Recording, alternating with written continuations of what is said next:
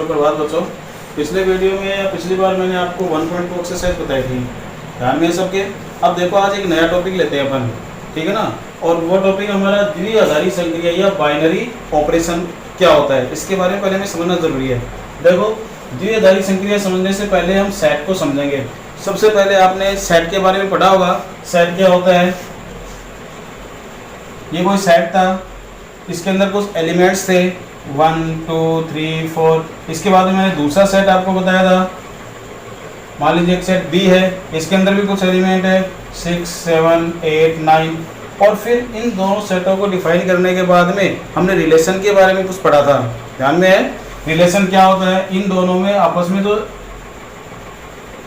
ये संबंध है, ठीक है ना, जिसे अपन रिलेशन के द्वारा बताया था, एक सेट का दूसरे सेट के साथ। फिर एक स्पेशल रिलेशन जिसे अपन ने फंक्शन के द्वारा बताया था, जिसे अपन ने फलन कहा था, ठीक है ना। फंक्शन क्या होता है?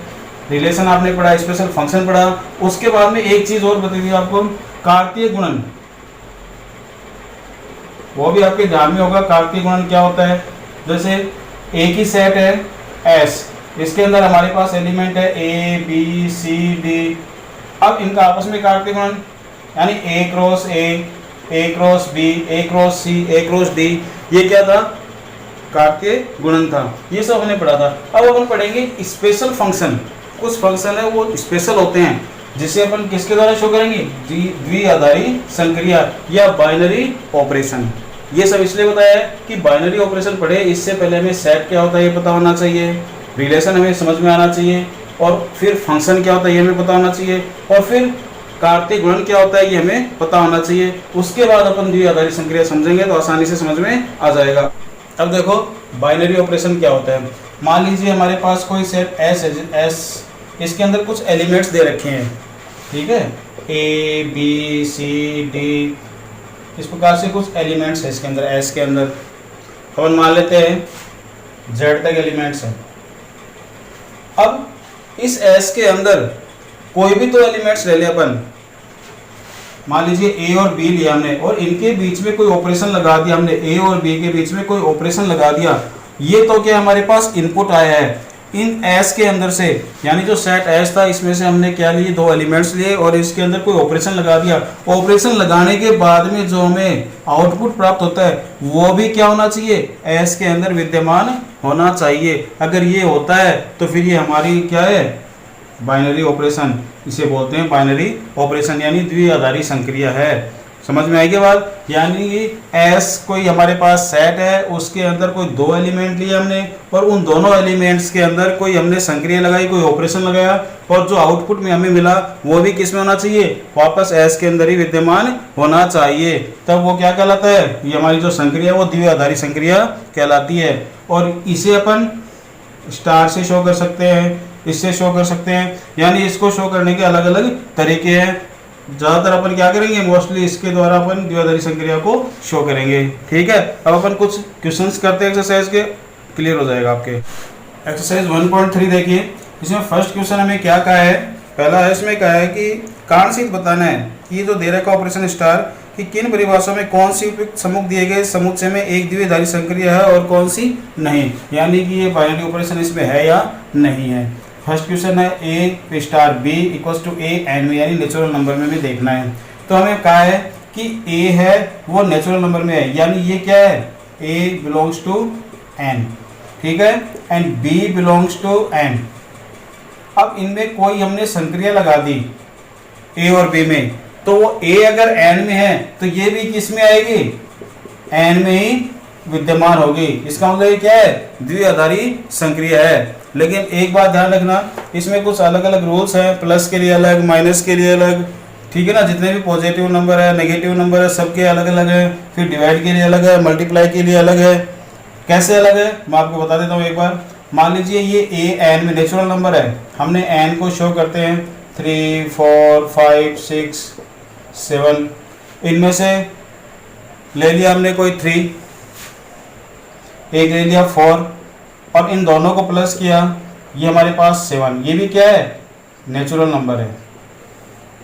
इसका मतलब क्या हुआ? इसमें द्विआधारी संक्रिया लग गई। लेकिन जब हम अगर माइनस करते हैं तब ये हमेशा राइट नहीं होता। जैसे हमने लिया है 5 ले लिया, इसमें माइनस किया, 7 लिख दिया आगे, ए और बी 2 लिए, 5 में से 7 गए, माइनस के 2 और minus 2 not belongs to N, ये एन में नहीं है, इसका मतलब यहाँ पे द्विआधारी संक्रिया ये काम नहीं करेगी, यानी बाइनरी ऑपरेशन यहाँ पे नहीं है इसमें, ठीक है ना। क्यों? क्योंकि माइनस की संख्या इसके अंदर विद्यमान नहीं है। तो सबसे पहला काम मैंने आपको बताया था कि इसमें से जो एलिमेंट लेते हैं उसमें जो ऑपरेशन लगाते हैं वो वापस किस में आना चाहिए, इसी के अंदर, इसी सेट के अंदर उपस्थित होना चाहिए, तभी वो बाइनरी ऑपरेशन कहलाता है, अदरवाइज नहीं है। अब देखो सेकेंड क्वेश्चन फर्स्ट का, इसमें दिया है A star B equals to A plus B minus 3 N में, ये एन में होना चाहिए।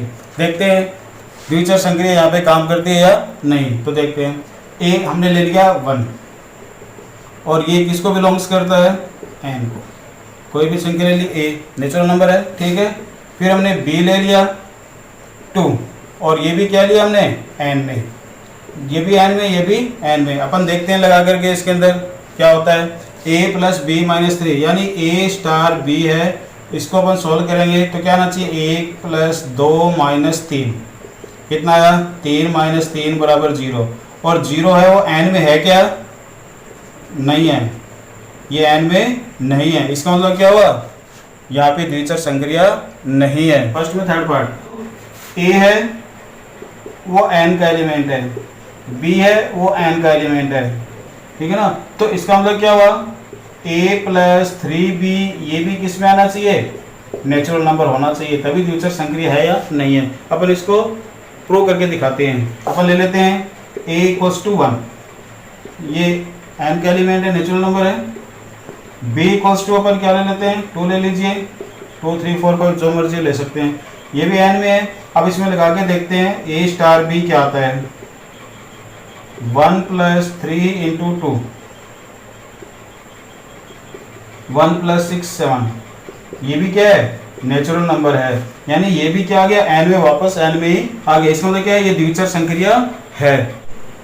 अब क्वेश्चन नंबर 4 देखो इसका, a star b equals to a by B Q में, यानी ये परिमेय संख्या है, ये हमें बताना। अब ये n नहीं है, यहाँ पे परिमेय संख्याओं में देखना, नेचुरल नंबर में नहीं देखना। अब कोई भी दो संख्या ले अपन a और b, मान लीजिए a अपन ने ले लिया 5, b ले लिया 7, और अपन देखते हैं a स्टार b लगा के इसके अंदर क्या आता है, 5/7, क्या ये परिमेय संख्या है, लेकिन क्या ये हमेशा सत्य होता है क्या, वो देखते हैं। आप कोई संख्या ले लीजिए, a 22 लेके देखते हैं, एंड b 7 लेते हैं। अब देखते हैं a स्टार b क्या आता है हमारे पास, 22/7, ये परिमेय संख्या है या नहीं है। ये एक संख्या परिमेय है, लेकिन ये पाई रूप में जब लिखी जाती है तो अपरिमेय संख्या हो जाती है। ये पाई क्या है, अपरिमेय संख्या।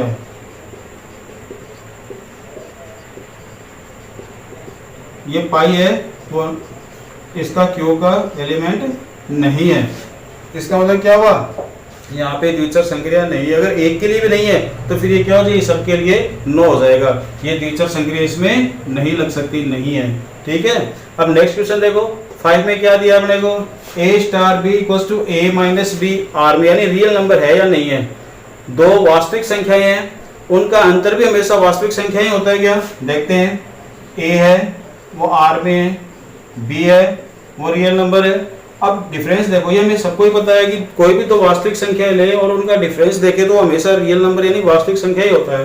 मैं करके बताता हूँ, a इक्वल्स टू 5 ले लिया, b इक्वल्स टू 7 ले लिया, इन दोनों का डिफरेंस देखते हैं पर क्या आता है, a स्टार b तो 5 माइनस 7 माइनस के 2, और ये भी क्या है, एक रियल नंबर ही है, यानी कि क्या हुआ हमारे पास -2 वापस किस में आ गया, आर में आ गया। a और b आर में थे तो इनकी जो संक्रिया है वो भी किस में आ गई, आर में, अर्थात ये द्विचर संक्रिया है।